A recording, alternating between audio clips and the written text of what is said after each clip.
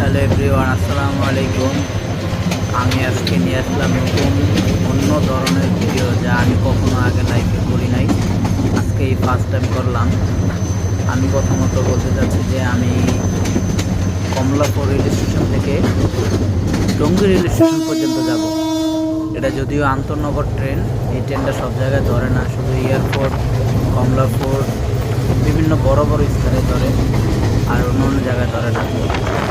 তো আজকে ট্রাই করবো যে আমাকে কতটুকু সার্ভিস দেয়, যেরকম টিকিট ছাড়া কীভাবে ভালোভাবে নিয়ে যায় আমাকে টঙ্গী রেল স্টেশন পর্যন্ত, তাই আজকে ট্রাই করবো।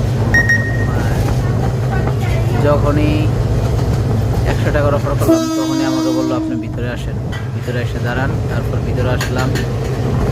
তারপর কি হলো, এই ভিতরে আসলাম, দেখতে পাচ্ছেন আমি ভিতরে চলে আসছি। তারপর স্টার্টিং গিয়ারে আপনার দেখেন আমি রেল স্টেশনে অলরেডি এয়ারপোর্ট চলে আসছি। এয়ারপোর্টের পরে এখানে আমাকে বললো যে আপনি বসে থাকেন, বাইরে আরও লোক যারা উঠছে তাদেরকে নামিয়ে দিতেছে, যারা টাকা দেয় নাই তাদের নামিয়ে দিতেছে। আজকে এই যে আমাকে বসতে দিচ্ছে, এই যে স্টার্টিং, এই যে ব্রেক, যে আমি ইতিমধ্যে এয়ারপোর্ট আছি। দেখলাম যে রাষ্ট্রের সম্পদ কতটাই না নষ্ট হয়। এই 100 টাকা দিচ্ছি, এই জন্য আমাকে সুন্দরভাবে আপ্যায়ন করে নিয়ে যাচ্ছে। ড্রাইভারের পাশে একটা সিট থাকে, দুজন ড্রাইভার থাকে, দুই পাশে একজন, এই পাশে একজন, সেই পাশে সিটটাকে আমার বসতে দিচ্ছে। আমি বসে আছি। টাকার কি পাওয়ার 100 টাকা দিছি নামে তারপর বললো সেই ট্রেন টঙ্গী স্টেশন কথাই না। আপনাকে বললো যে আমি একদিন স্টার্টিং থেকে বসেছি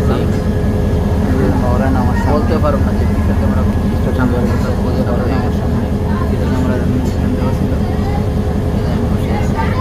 ড্রাইভারই লাগে, কোনো সমস্যা নেই, কোনো যা ঝামেলা নাই, বসে আছে একদম রিল্যাক্স।